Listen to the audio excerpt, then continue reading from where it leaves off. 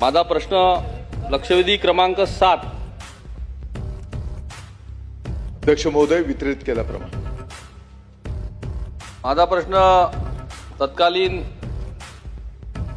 Deputy director आणि तत्कालीन राज्यमंत्री यांच्या बाबतीत शिक्षण उपसंचालक श्री शिवलिंग पटवे अमरावती तसेच शेतकऱ्यांचा गोरगरीब जनतेचा हितचिंतक असल्याचं नाटक करून स्वतःला मिरवणारे एक माजी राज्यमंत्री यांच्या कार्यकाळात शेकडो शिक्षकांच्या व शिक्षकेतर कर्मचारी यांच्या बोगस भरतीस मान्यता देऊन करोडो रुपयांचा आर्थिक भ्रष्टाचार झाल्याचे निदर्शनास आले आहे।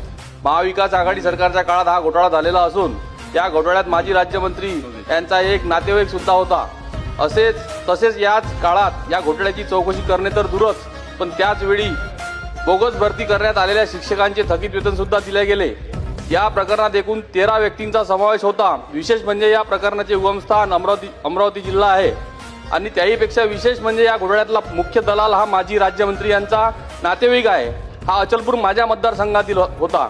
याच मतदारसंघातील दलालाने अनेक शाळांना गैर पद्धतीने अल्पसंख्याक दर्जा मिळवून दिला व माजी राज्यमंत्री यांच्या नातेवाईकाचा म्हणजेच या मुख्य दलालाचा दर्जा मिळवून देण्याचा रेट हा 10 लाख रुपये होता। श्री शिवलिंग पटवे शिक्षण उपसंचालक अमरावती यांच्याच काळात अमरावती इथून संपूर्ण विभागात तसेच नागपूर विभागात या बोगस शिक्षक भरती घोटाळ्याची बीजं अमरावती इथून पेरल्या गेली।